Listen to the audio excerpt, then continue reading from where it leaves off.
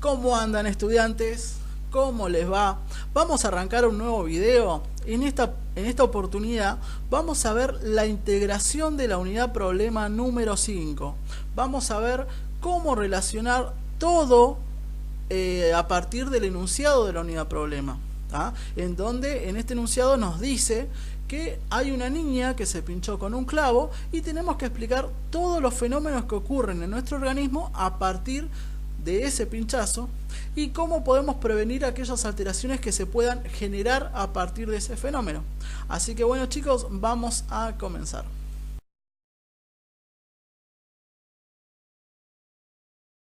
Bueno, chicos, comenzamos obviamente afirmando de que Lara se pinchó el brazo con un clavo. Bien, entonces podemos decir que Lara, al pincharse con un clavo, rompió la primera barrera o la primera línea de defensa que tenemos en nuestro organismo.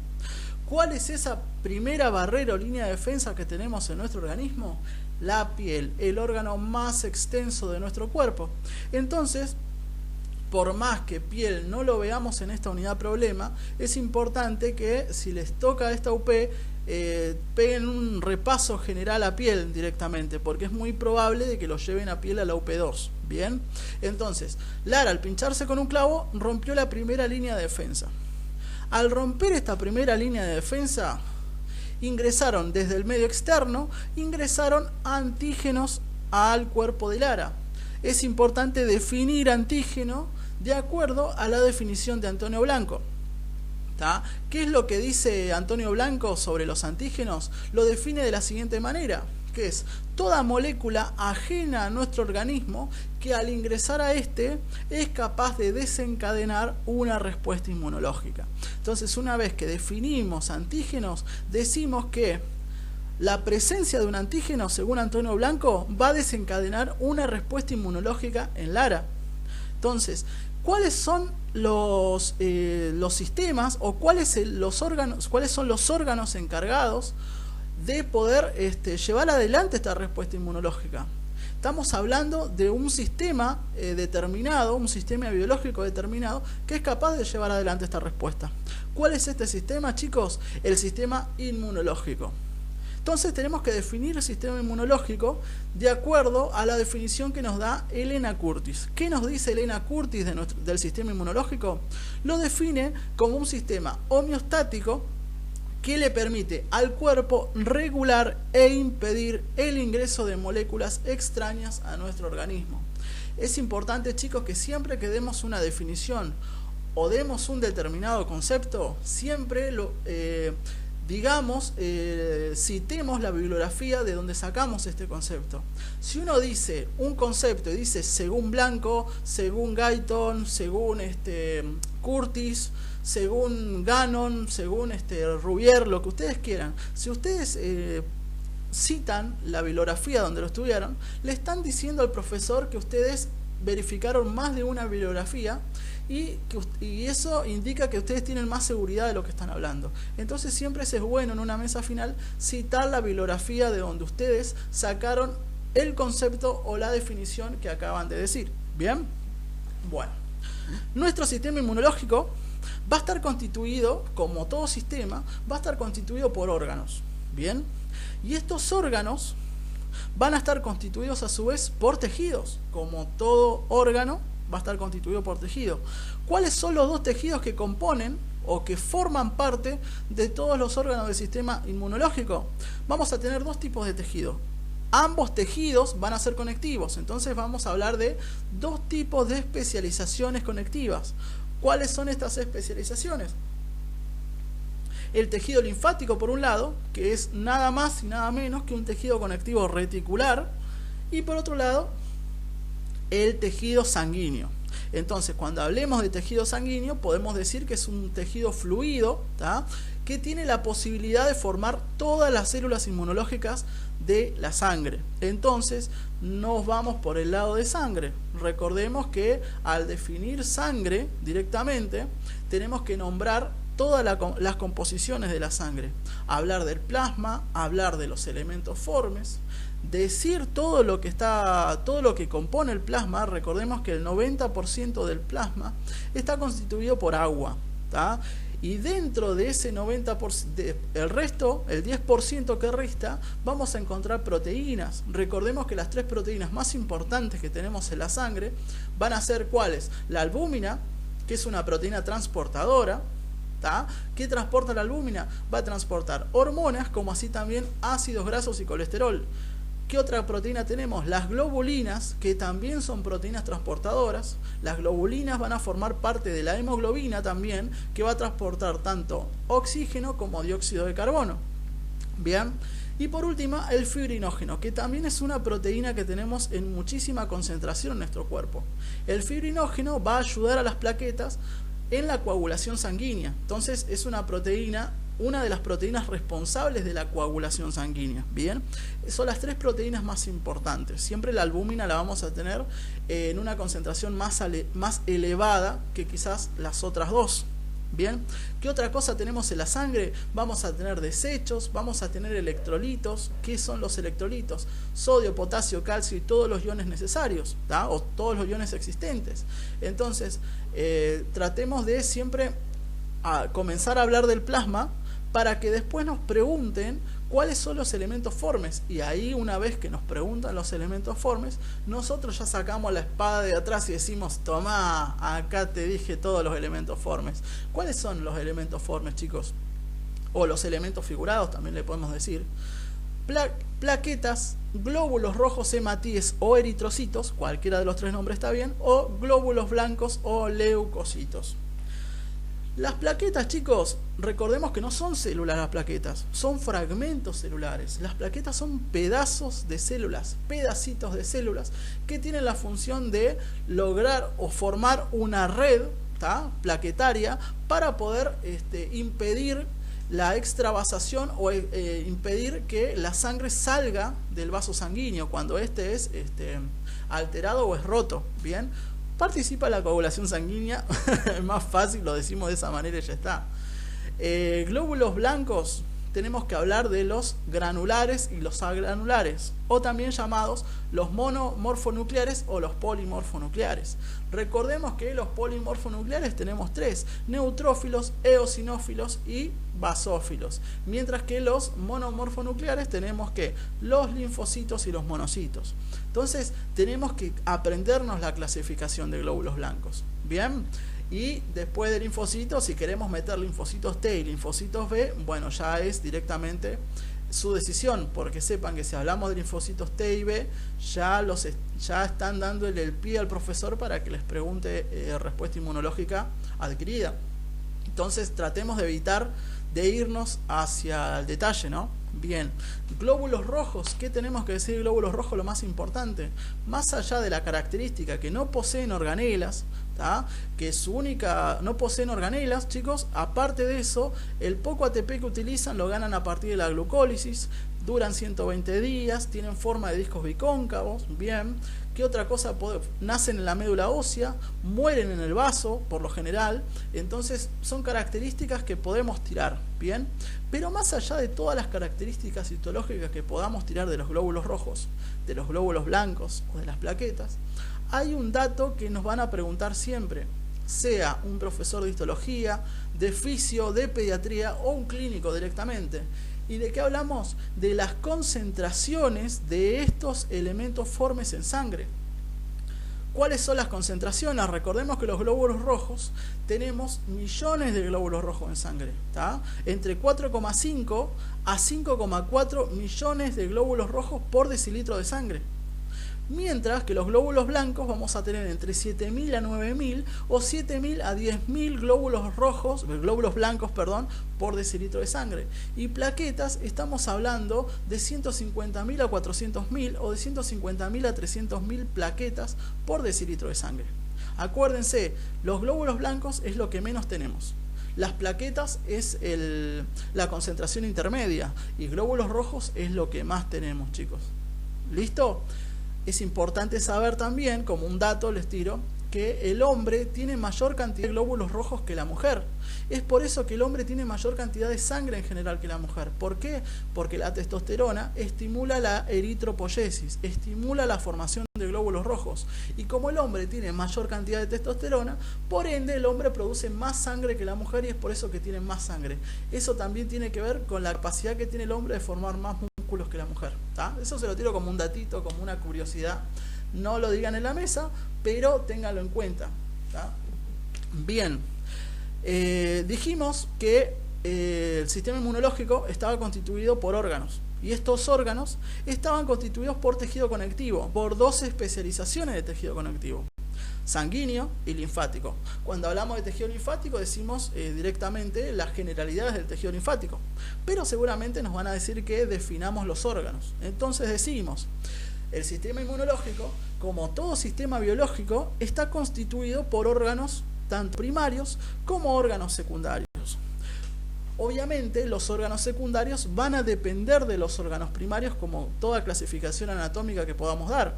Los órganos primarios son la médula ósea, que es donde se forman todas las células de la sangre, y el timo, que es donde maduran los linfocitos. ¿Estamos? Bien. Y los órganos secundarios son los ganglios, el vaso con Z, ¿tá? Los vasos linfáticos y las amígdalas. Hay algo en particular acá, chicos. Las amígdalas, sepan que es un órgano secundario, pero la facultad no te toma amígdalas. Si no, adelante en el tercer año van a ver amígdalas recién. Pero ahora nómbrenlas, pero por las dudas no las prioricen tanto frente al resto. ¿Tá? Los mismos profesores de la facultad en Inmuno te dicen que las amígdalas no lo van a tomar. En fin, léanlo, pero no lo prioricen quizás al mismo nivel de importancia que los otros órganos secundarios. Bien, entonces esta es una de las maneras en la que podemos comenzar hablando del ARA. Podemos decir antígeno, que es una respuesta inmunológica, ¿tá? Que es un sistema inmunológico, y poder definir los tejidos y los órganos que comprenden este sistema. Esta es una parte. Nosotros podemos irnos por este camino y hablar del área de la parte de histología propiamente dicha, ¿no? Pero si nosotros quizás nos sentimos un poquito más fuertes o nos sentimos un poquito más seguros en el área de inmunología, nos vamos a ir por otro caminito. Este sería el camino que podemos seguir para poder hablar de esto. Pero supongamos que justo no estudiamos histología o no es nuestro fuerte directamente y queremos irnos a inmunidad. Entonces vamos con el siguiente cuadro, en donde nos podemos ir por la parte de inmunidad y terminar en lo que es vacunas, que es algo que preguntan siempre.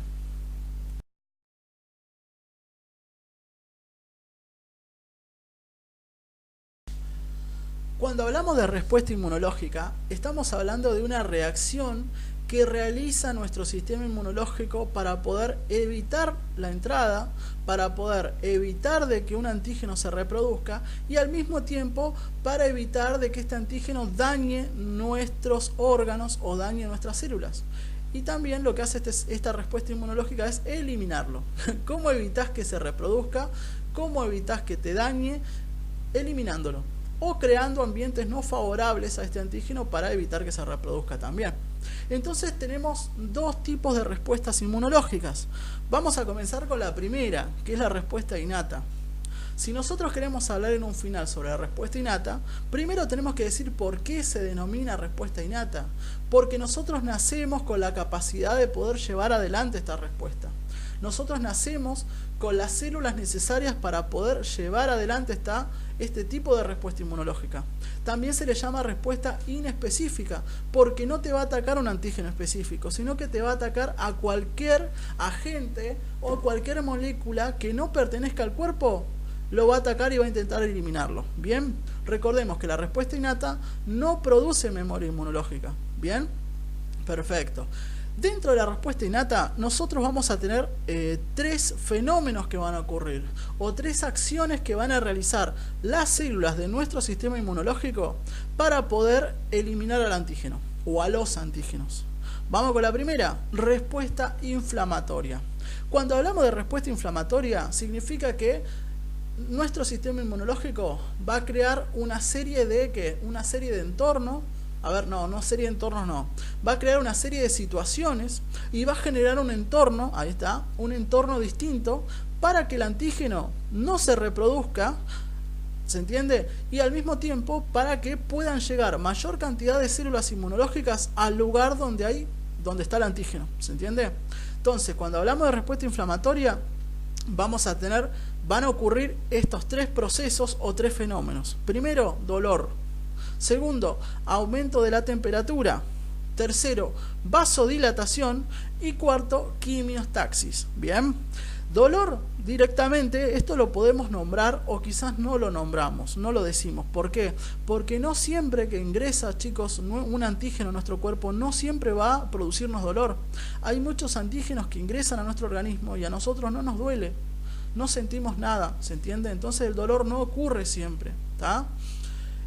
Aumento de la temperatura. Cuando un antígeno ingresa a nuestro cuerpo, nuestro sistema inmunológico estimula al centro termorregulador del hipotálamo para que éste aumente la temperatura de la sangre a nivel general. ¿Por qué necesitamos aumentar la temperatura? Para crear un ambiente no favorable para la reproducción del antígeno. Recordemos que el antígeno, o por lo general la mayoría de los antígenos, se encuentran en un medio siempre mucho más frío de 37 grados, mucho más bajo. Entonces, ¿qué hace el cuerpo? Al aumentarle la temperatura al antígeno, estás dándole un ambiente no favorable, un ambiente al que el antígeno no está acostumbrado. Por eso el antígeno se va a reproducir más lentamente o quizás no se reproduce. Entonces la finalidad de aumentar la temperatura es evitar de que el antígeno se reproduzca o evitar de que se reproduzca tan rápido.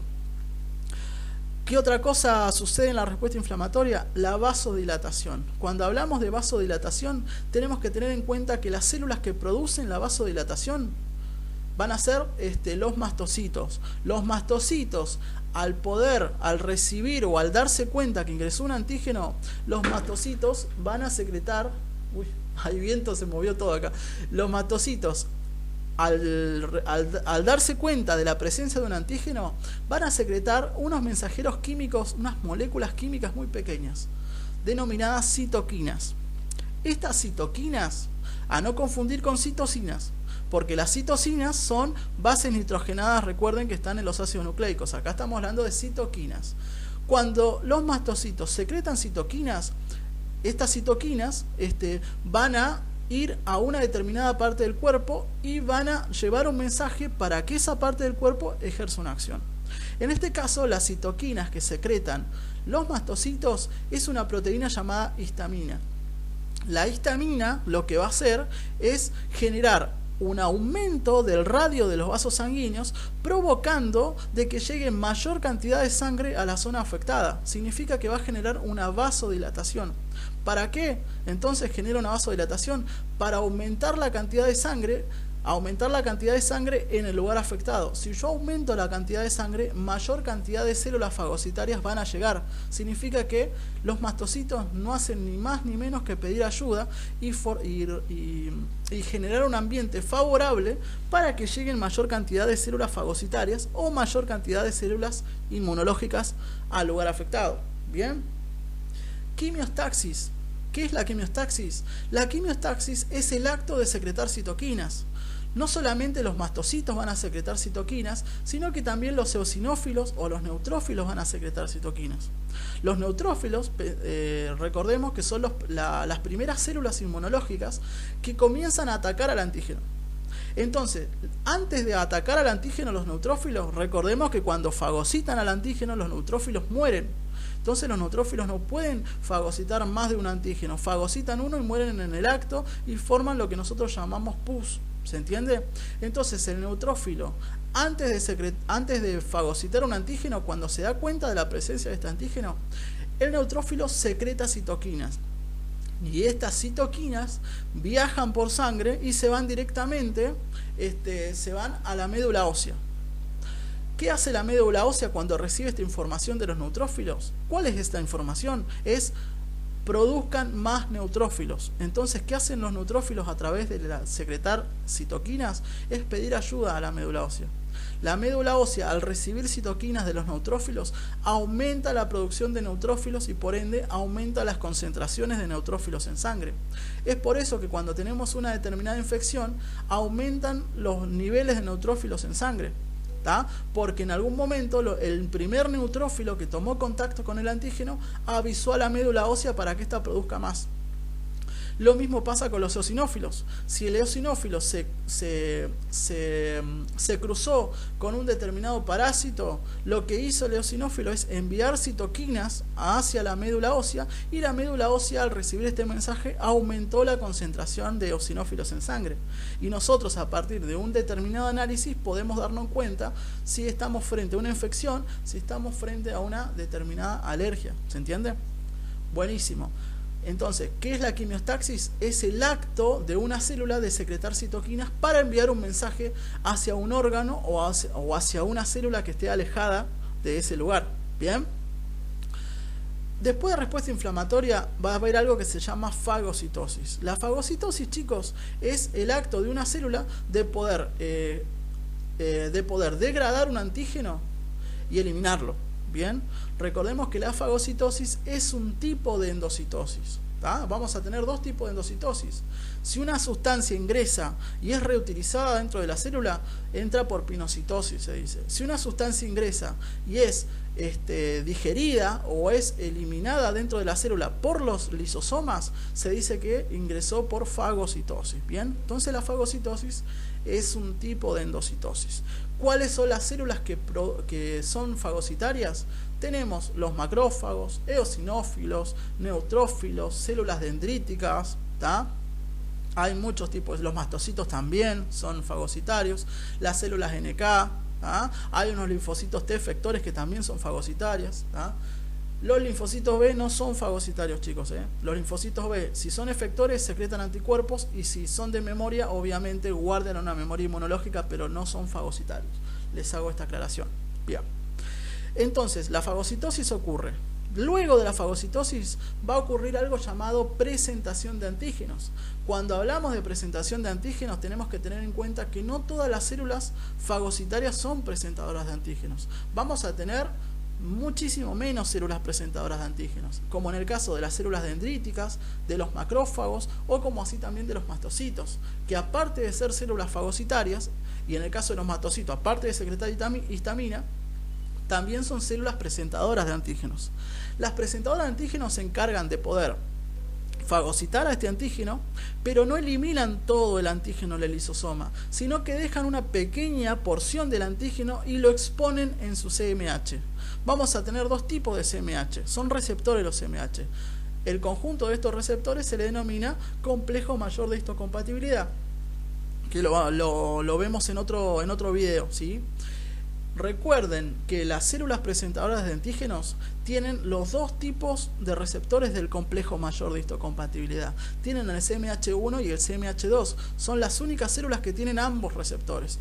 Mientras que las células convencionales, las células somáticas del cuerpo, todas tienen el CMH1. Es un receptor que hace posible que nuestro sistema inmunológico no se coma a las células de nuestro cuerpo. ¿Se entiende? Es como el documento que muestra a nuestras células para evitar ser dañadas por nuestro sistema inmunológico. Bien, presentación de antígenos. Entonces, chicos, tenemos que tener en cuenta eso.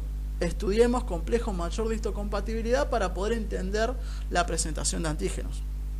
Bien, luego de la respuesta innata tenemos la respuesta adquirida. Cuando hablamos de respuesta adquirida, estamos hablando de una respuesta específica, ¿tá? Es una respuesta específica, y dentro de la respuesta adquirida nosotros podemos encontrar la respuesta primaria y secundaria. ¿Cuál es la diferencia? Que la respuesta primaria sucede cuando el antígeno ingresa por primera vez a nuestro organismo. Cuando este antígeno ingresa por primera vez y el organismo no lo reconoce porque no hay una memoria inmunológica para este antígeno, es la respuesta primaria. Si después que el antígeno ingresó por primera vez y se formó una memoria inmunológica, este mismo antígeno volvió a ingresar a los 2 meses o volvió a ingresar a los 15, a los 20 años, nuestro cuerpo va a generar una respuesta adquirida secundaria. ¿Bien? Respuesta adquirida primaria no genera memoria inmunológica. Respuesta adquirida secundaria sí genera memoria inmunológica. ¿Bien? Vamos. Entonces, cuando hablamos de respuesta adquirida primaria, estamos hablando de que una vez que finalice la presentación de antígenos, esta célula presentadora de antígenos le va a presentar al antígeno al linfocito T. Y el linfocito T, una vez que se activa el linfocito T, ahí comienza la respuesta adquirida primaria. ¿Qué hace este linfocito T? Le va a ir a presentar el antígeno al linfocito B. Y cuando el linfocito B, le presentan el antígeno, el linfocito B se activa y se va a dividir en dos. Cuando uno habla de activación, significa que se divide en dos. Entonces vamos a tener por un lado un B de memoria y un B efector. Este B de memoria va a guardar la memoria inmunológica y este B de efector va a secretar anticuerpos hacia ese antígeno, ese antígeno específico. En otro video lo vamos a explicar un poquito mejor y de manera más detallada. Recordemos que esto es una integración y tengo que decir las generalidades de cada uno. Bien, si es una respuesta adquirida secundaria, significa que ese linfocito B de memoria y un linfocito T de memoria quedaron rondando en la sangre, y si un antígeno vuelve a ingresar, el T de memoria o el B de memoria los va a reconocer de manera inmediata. Y de manera inmediata ese T de memoria o el B de memoria se van a duplicar y van a fagocitar de manera inmediata a este linfocito. A diferencia del B, que no fagocita, sino que va a pedir ayuda a un T que esté lo más cercano posible, o a un macrófago o a un neutrófilo, lo que sea. Bien, la respuesta adquirida primaria dura aproximadamente entre 7 a 10 días. Entonces nuestro cuerpo, cuando ingresa un antígeno por primera vez, nuestro cuerpo dura entre 7 a 10 días en poder generar una memoria inmunológica en la primaria. Mientras que si hablamos de una memoria,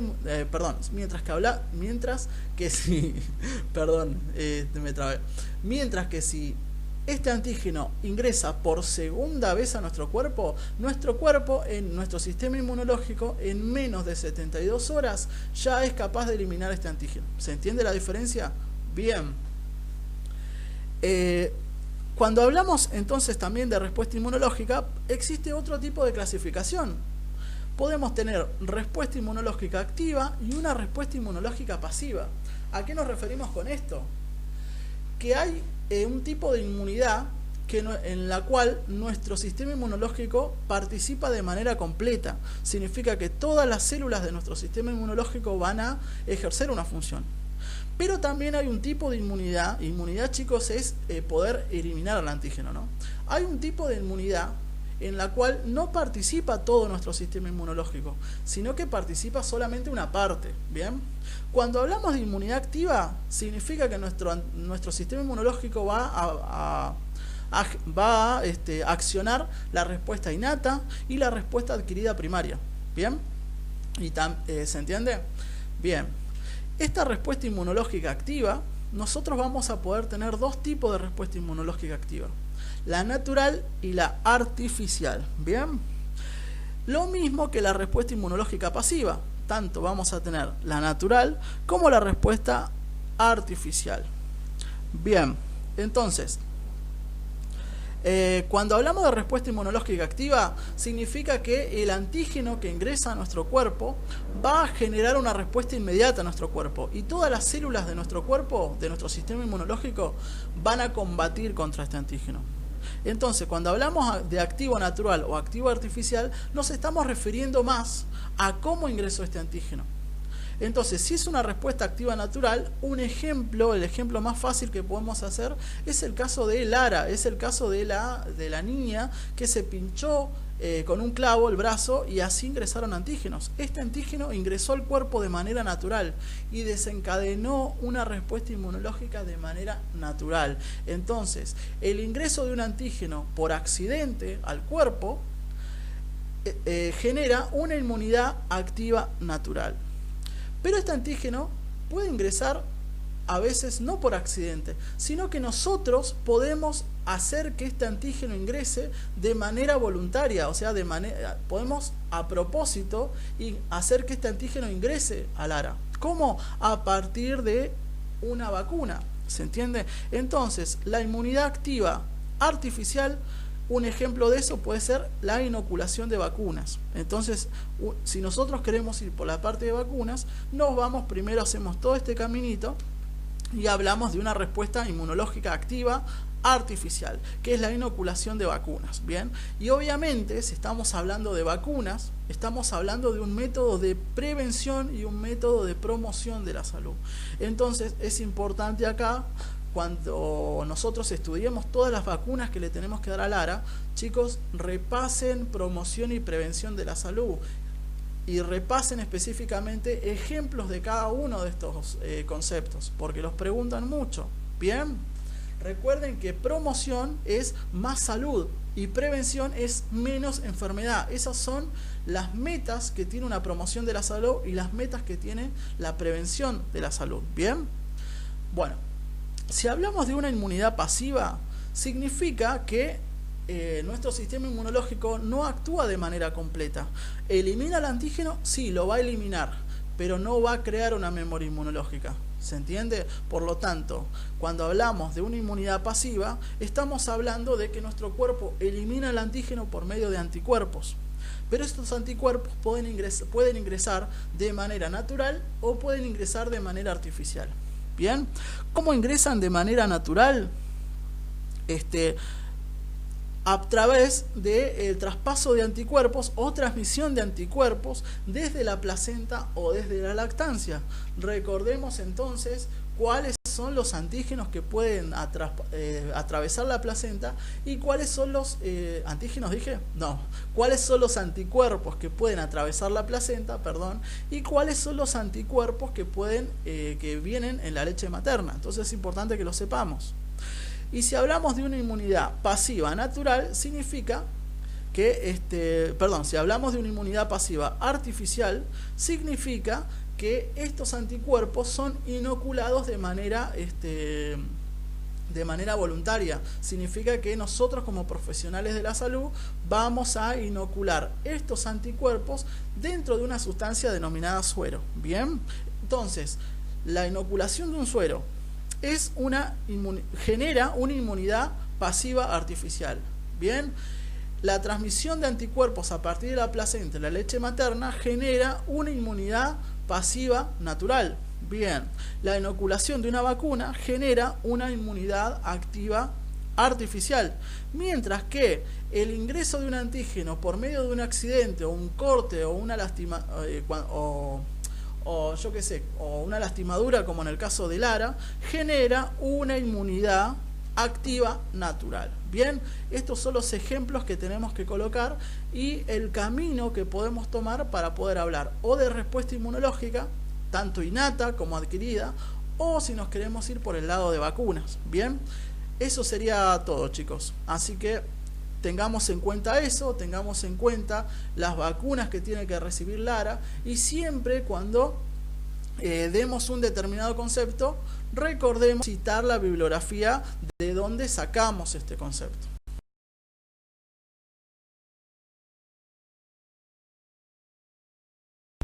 Esto sería todo, chicos. Muchísimas gracias por bancarme estos 20-30 minutos de video. Espero se haya entendido. Es una integración, tratamos de meter todo lo posible y tratamos de relacionar todo lo posible y poder generarles a ustedes distintas alternativas al momento de dirigir o redirigir su examen hacia el tema que más les favorezca. Así que bueno, eso simplemente, chicos, muchísimos éxitos y nos vemos en la próxima integración.